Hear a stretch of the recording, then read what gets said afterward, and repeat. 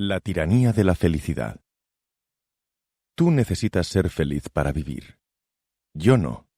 Keanu Reeves. Cuando no se encuentra descanso en uno mismo, es inútil buscarlo en otra parte.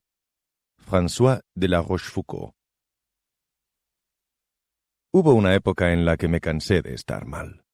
Simple y llanamente estaba harto de sufrir y encadenar terapias fustigantes. Me harté de analizarme, de intentar sanar el pasado. Harto de dar vueltas y más vueltas a mis bloqueos con mis parejas, mi familia, mi vocación. Harto de derrochar todo mi dinero y mi vida en pos de no sé qué tierra prometida. Necesitaba una vía de escape rápida para salir del agujero del sufrimiento, que era cada vez más hondo y oscuro. Entonces, me hablaron de un psicólogo que proponía un método muy simplista y minimalista para encontrar la felicidad. Me pareció un atajo perfecto para cortar este arduo camino, así que contacté esa misma tarde con él y empezamos terapia enseguida, parte presencial y parte telefónica. Sin darme cuenta, estaba iniciando otro ciclo de hiperterapiado. Creía que al fin encontraba la piedra filosofal, confirmado por unos bypasses hacia la felicidad, que daban sus frutos en ese momento. El pragmatismo de ese terapeuta, focalizado 100% en lo cognitivo, estaba en las antípodas de lo que yo había estado viendo los últimos años, mucho más proclive a perderse en laberintos biográficos de autoconocimiento. Lo que ese psicólogo me proponía era dejar de dramatizar y minimizar racionalmente cualquier traspiés, por grave que fuera, y encontrar la salida más rápida a cualquier atisbo de pesadumbre. La propuesta me venía como anillo al dedo. En mi inercia de búsqueda, quería analizar con este psicólogo mi relación de pareja de entonces y comprender por qué no funcionaba. No obstante, se negaba a ello con el argumento de que tampoco era importante. Esa manera radical, a la vez que sencilla, me sedujo e incluso fue un bálsamo para mí al inicio, viniendo de grupos en los que se mareaba la perdiz hasta la extenuación. Pero mi malestar físico y la ansiedad continuaban y yo le planteaba todas esas dificultades en nuestras sesiones semanales. «¿Cómo ha ido esta semana, Josep?», me preguntó como siempre al iniciar la sesión. «Bueno, en general voy trampeando mejor las situaciones con lo que me recomiendas. Lo que pasa es que continúo ahogándome por las noches. Este fin de semana he trabajado en un rodaje y terminé muy jodido el sábado por la noche. No sé si este trabajo tan estresante es para mí. También creo que tengo que dejar de tomar café». Empecé a bombardear con mi habitual retahíla de quebraderos de cabeza. «Bueno, no te preocupes. Ya sabes lo que hay que hacer. No prestes atención a estas sensaciones. Te las guardas en un bolsillo y continúas con tus tareas», me respondió haciendo gala de su racionalidad a prueba de bombas. «Además, tienes cosas maravillosas a tu alcance para ser feliz. Quedar con amigos, planificar un viaje, hacerte una paja. Ya me gustaría, pero termino muy jodido del trabajo. Me sacaba de quicio ese desdén. Y ahora me han pedido que vaya a Argentina para colaborar en una filmación». «¡Genial, tío! Argentina es una pasada», me respondió con entusiasmo. «Ya, en teoría tendría que tener ganas, pero creo que no me apetece. Estoy agotado». Respiré profundamente derrotado en ese sillón. No me encuentro nada bien. «¿Qué va? Tío, te irá de maravilla. Ya verás. Venga, no lo pienses más y compra hoy mismo los billetes», me insistió con la mejor de las intenciones. Como paciente influenciable y obediente, le hice caso y compré los billetes. El viaje fue un desastre total. Este psicólogo concebía el estado de felicidad como único modo de vivir, por delante incluso de la salud. Según me decía, la mayor parte del malestar respondía a problemas psicosomáticos, pero esa obsesión por la felicidad que me atrajo y sedujo al principio, terminó por ofuscarme porque me impedía tener un espacio en terapia de descanso, de ser comprendido o al menos sentir que mejoraba. Él, en cambio, lo reinterpretaba todo racionalmente y mi obligación era ser feliz. Punto. No importaba nada más. Estaba prohibido cualquier tipo de queja. Podía ser feliz bajo cualquier circunstancia si cambiaba mi diálogo interno. He de decir que lo intenté. Empecé a leer libros de los estoicos griegos y de autores de terapia cognitivo-conductual, y parecía que por momentos lo conseguía y el malestar desaparecía. Sin embargo, El batacazo posterior fue más duro si cabe, como una especie de Sísifo. Incluso retomé la terapia con mi anterior terapeuta para poder descargar la rabia que éste me generaba, golpeando un colchón durante varias sesiones. El mito griego de Sísifo habla de aquel hombre condenado a subir eternamente por la ladera de una montaña, empujando una enorme roca hasta la cima. Pero cuando llega a la cumbre, la piedra cae y tiene que volver a empezar a empujarla. Así eternamente. Pues bien, en la búsqueda de la felicidad, como en una especie de mandamiento que nos autoimponemos, hacemos esfuerzos ingentes para controlar un estado emocional que viene y va espontáneamente la mayoría de las veces, y que, como mucho, podemos pretender disfrutarlo si es agradable, más que intentar retenerlo. No obstante, en esa obligación de ser felices, incluso cuando estamos pasándolo mal, nos empeñamos en empujar la roca en busca de ese paraíso soñado, que resulta inasible y esquivo a nuestra voluntad, con resultado aciago. No es objetivo de este libro definir qué entendemos por felicidad. Seguramente hay tantas definiciones como personas. En el fondo no me interesa tanto la definición, el qué, como el poder que ejerce la búsqueda de la misma sobre nosotros, el cómo. Al analizar el cómo, podemos descubrir que hay un círculo vicioso que se estructura alrededor de un conjunto de creencias del tipo «tengo que ser feliz cueste lo que cueste», que en el caso de ser pacientes de terapia, nos puede conducir al agotamiento, a la necesidad de querer más terapia o de cambiar de terapia. Tal y como explican los psicólogos Cabanas y Sánchez, hablamos de esa felicidad que se nos va metiendo en la piel e insta al individuo a tomar como tarea prioritaria en la vida la persecución de su propia felicidad, ya considerada como un derecho natural inalienable y como el objetivo principal de una vida auténtica y saludable, y eliminar de su vida, en lo posible, toda emoción o sentimiento desagradable o negativo. Asumir un estilo de pensamiento optimista y esperanzador que controle y que evite el pensamiento derrotista.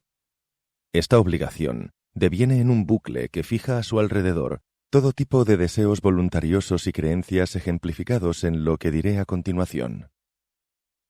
Tengo que ser feliz, o necesito más terapia. Me autoexijo y lucho contra mis propios pensamientos. Me acabo agotando mental y emocionalmente. Mis miedos y mi ansiedad aumentan. Me vuelvo más rígido y susceptible. Me enfado con más facilidad con los demás. Termino quemado y me deprimo. Pero no es suficiente. Tengo que ser feliz. Acudo a una o varias terapias. Me busco un coach. Leo todo tipo de mensajes positivos y libros de autoayuda. Comparto continuamente mis problemas con los demás. Me apunto a cursos, talleres, etc. Repito afirmaciones. Medito. Hago yoga. Camino sobre brasas.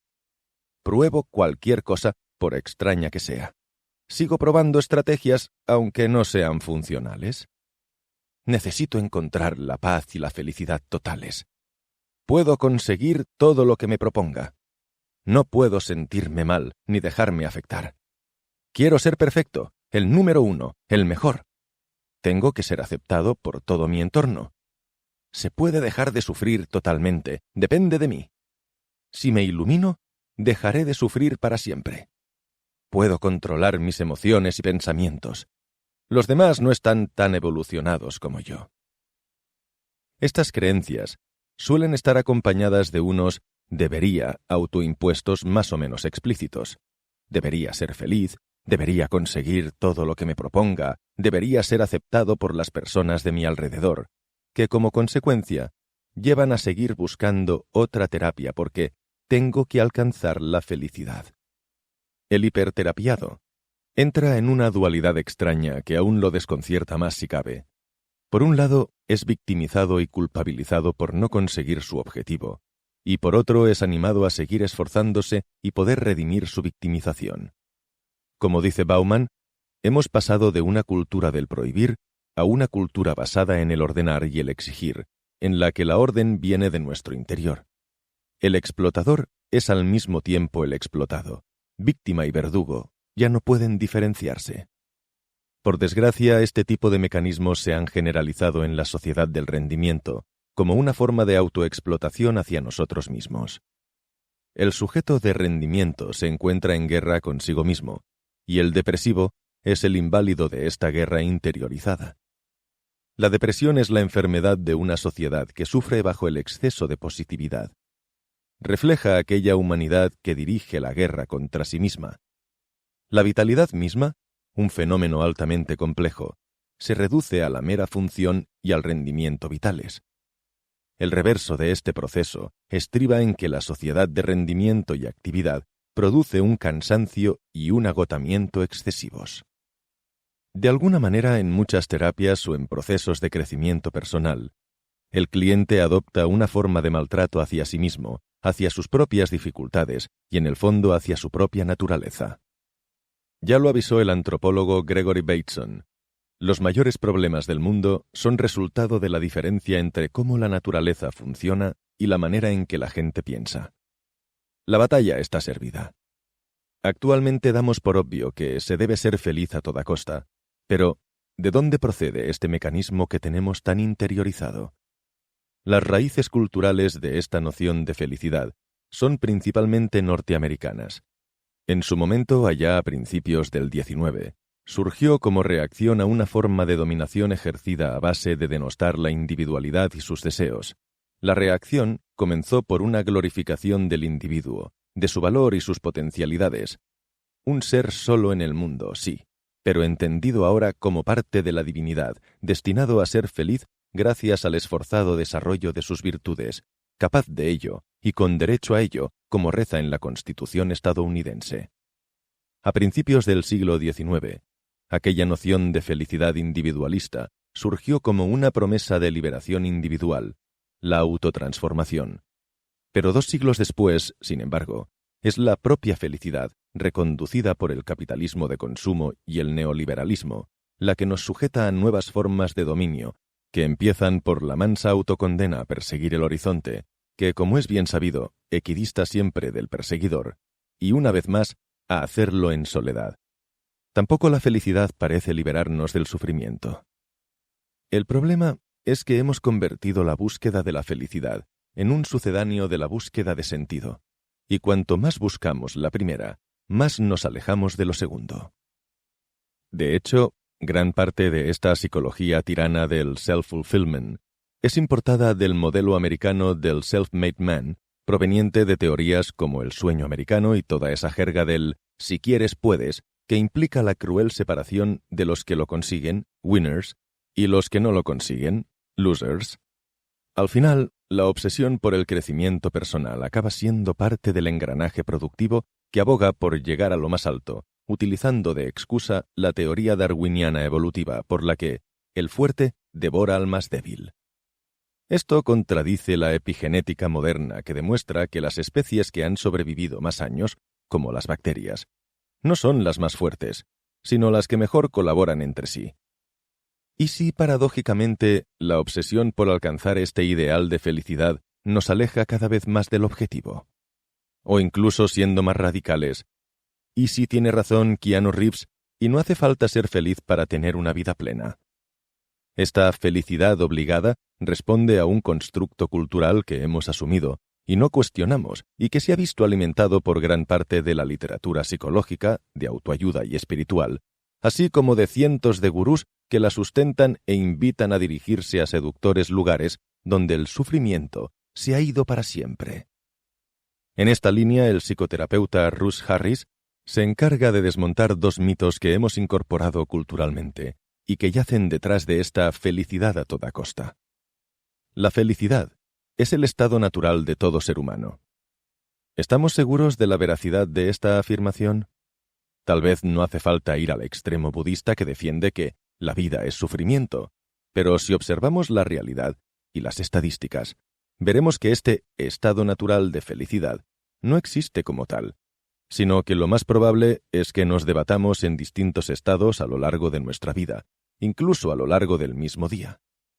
Esta creencia proviene de la cultura del crecimiento personal y la autoayuda, y sobre todo de la filosofía New Age más naif, que han hecho creer que deberíamos ser felices de manera natural. Y además, se penaliza el derecho de uno a ser negativo o a quejarse del propio entorno, lo que lleva a la exclusión y a sufrir aislado o disimulando, llegando a convencerse incluso de que es el único infeliz y, en consecuencia, a sentirse inútil por no poder cambiar ese estado interno. Si no eres feliz, es que tienes algún defecto. El hecho de no considerarse feliz es equivalente a ser defectuoso o imperfecto. Hay algo en ti que se debe corregir mediante alguna terapia o un psicofármaco si tienes más prisa. Además, esta creencia lleva casi siempre implícitos sentimientos de culpa que derivan en la autocrítica interna tipo «soy débil» o «tengo alguna tara respecto a los demás». Como veremos, este mito se ha visto reforzado por gran parte de los profesionales de la salud mental, que contribuyen a etiquetar rápidamente cualquier patología que se aleje de lo considerado normal, lo que refuerza la sensación de que somos defectuosos. En mi caso, llegar a un estado de total bienestar también se convirtió en una especie de obligación, o mejor dicho, obsesión. De hecho, si hago memoria, diría que en la búsqueda de la felicidad empezó mi infelicidad.